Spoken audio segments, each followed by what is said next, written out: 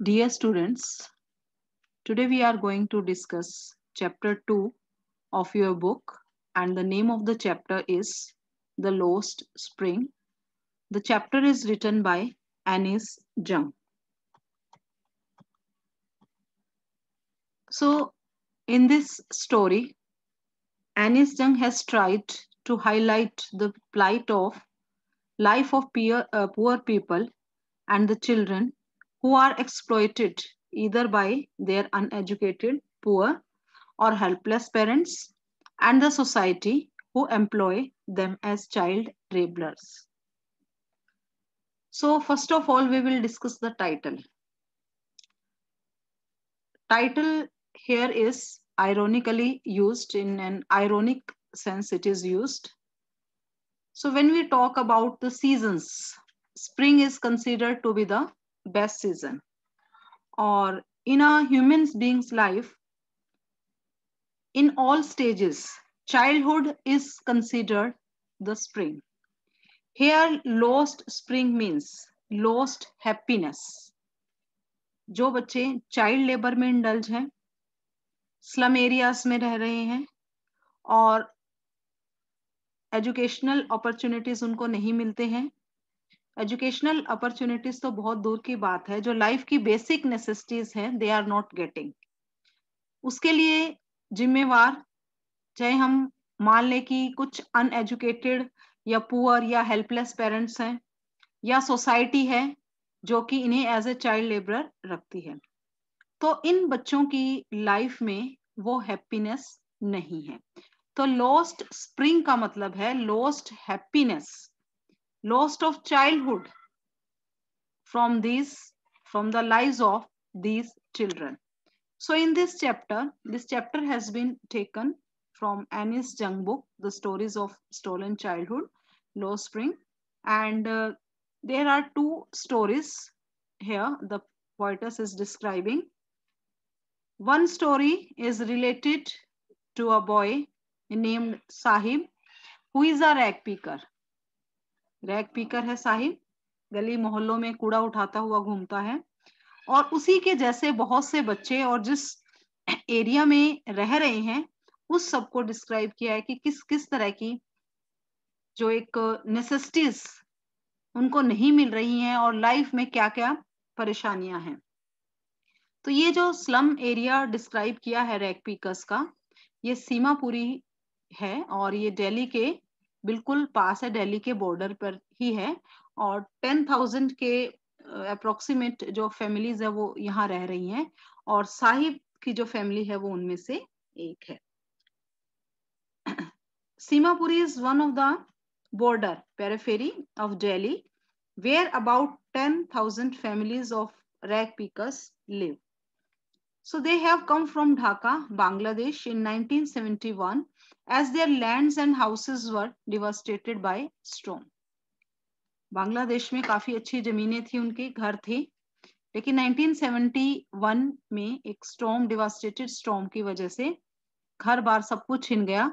तो तब से ये लोग यहीं पे दिल्ली के पास आके रह रहे हैं, और सभी का जो प्रोफेशन है वो रैग पिकिंग का है, और जो रैग पिकिंग है वो उनको गोल्ड मानते हैं, क्योंकि जो उससे सॉर्ट आउट करके जो भी सामान उनको मिलता है उनको बेच के थोड़ा बहुत जो खाने पीने का रहने का इंतजाम है वो होता है, तो वो एक तरह से गोल्ड के बराबर है. एक सरप्राइजेस है चिल्ड्रन के लिए, जब वो ढूंढते हैं उसके अंदर से कभी कॉइन्स मिलता है, कभी कोई नोट मिल जाता है, तो it is a surprise for them. So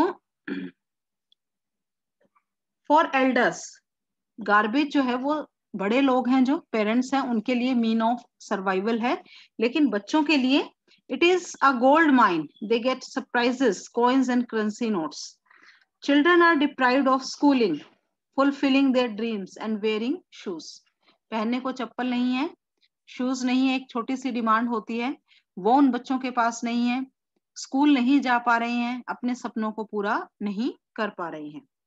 They are the gang of rag pickers who move in local areas barefooted with semi-naked body, collecting and carrying bags full of rags. हर मोहल्ले में, हर गली में भी हमें ये दिख जाते हैं, और जहां का डिस्क्रिप्शन है वो एक पूरा गैंग बना हुआ है रैग पिकर्स का, जो कि उधर के लोकल एरियाज में घूमते हैं और बैग उन्होंने एक लिया होता है और उसमें पूरा का पूरा जो रैग्स है उससे वो फिल होता है। अब ये स्टोरी है Sahibe Alam. A rag picker whose name means lord of the universe is ironical as he is a rag picker. एक rag picker Sahib Alam, what does it mean? It means lord of universe. Sahib Alam जो इस आलम होता है दुनिया, इस वर्ल्ड का साहिब है, उसको लुक आफ्टर करता है, लेकिन उसको अपने नेम का मीनिंग ही नहीं पता। जब राइटर उससे पूछती है तो अगर उसको पता होता तो उसको यकीन ही ना होता कि उसके नेम का इतना बड़ा मीनिंग है, साहिब आलम, और वो अपनी लाइफ का ही उसका नहीं पता। How can he be the Sahib of this Alam, this world? He is 10 years old, has a dream to go to school, wear tennis shoes and play tennis. Unfulfilled dream.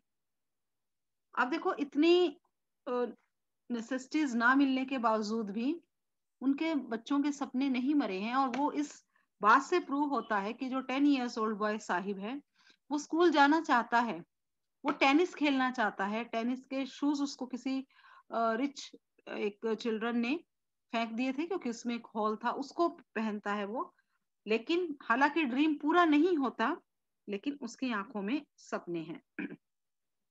Gets a discarded pair of tennis shoes. और एक बार जैसा कि मैंने अभी आपको बताया कि उसको एक रिच बॉय के डिस्कार्ड किए हुए शूज हैं, टेनिस शूज, वो मिल जाते हैं और उन्हीं को पहन के उसे लगता है कि it was like a dream come true, एक सपना सच होने के बराबर है। उसके बाद फिर से राइटर का एनकाउंटर होता है साहिब से, and he works now in a tea stall where he gets 800 as a salary but is no more master of his own, has no freedom. Sahib एक टी स्टॉल पे काम कर रहा है, 800 रुपीज उसको मिल रहे हैं, खाना भी मिल रहा है, लेकिन राइटर ये नोटिस करती है कि अब साहिब के चेहरे पे वो फ्रीडम नहीं है, वो खुशी नहीं है। क्यों? क्योंकि sahib is no longer his own master. अब वो अपना मालिक नहीं है। पहले वो खुद अपनी मर्जी से जहां जाता, उसके जैसे सभी बच्चे इधर उधर घूमते एंजॉय करते, लेकिन अब जो उसका मास्टर कोई और है, उसको उसके अकॉर्डिंग चलना पड़ता है। तो एक बच्चे को अपनी फ्रीडम, अपना मास्टर खुद बनना है, अपने हिसाब से लाइफ को जीना है। That's why he is unhappy. The weight of tin canister is heavier than the bag of rags. Tea stall पे जो एक स्टील कैनिस्टर वो लेके जाता है जिसमें मिल्क वगैरह है, तो वो इतना हैवी नहीं होता, जबकि जो रैग का बैग था वो काफी हैवी था, लेकिन आज उसको वो जो स्टील कैनिस्टर है वो हैवी लग रहा है उस बैग से जिसमें कि रैग्स भरा होता है। So the first part of this chapter ends here. Second story is related to another boy named Mukesh. He works in glass bangle factory at Firozabad, and so many children are working there. At first, writer describes that working place, how they are living their life in these areas, and what are the sufferings, what are the things that are torturing them while working in these areas. So it is hub for bengal making. Firozabad जो है वो glass Bengal के बनाने के लिए famous है। Small huts, dark, no light and very poor. बहुत गरीब लोग हैं, छोटे छोटे से हट्स है, उनमें अंधेरा रहता है, लाइट नहीं है, और वहां पे ये काम होता है। पुअर वेंटिलेशन है, हाई टेम्परेचर है, full of smoke lens of their शेंटी town, narrow streets हैं, और एक स्टिंकी गार्बेज उनमें होता है, एनिमल्स भी वही हैं, लोग वही रह रहे हैं, बेसिक नेसेसिटी नहीं है, सीवेज फैसिलिटीज नहीं है, ड्रेनेज नहीं है, ये सब वहां पे रहने वाले लोगों की कंडीशन है। Stink of garbage, hovels of disintegrating walls, unsteady doors, बहुत वीक से डोर हैं, no windows, very narrow lane, over crowded with humans and animals. Human and animals, they are living side by side. Thousands of adults and 20,000 children work there, risking their eyes and health.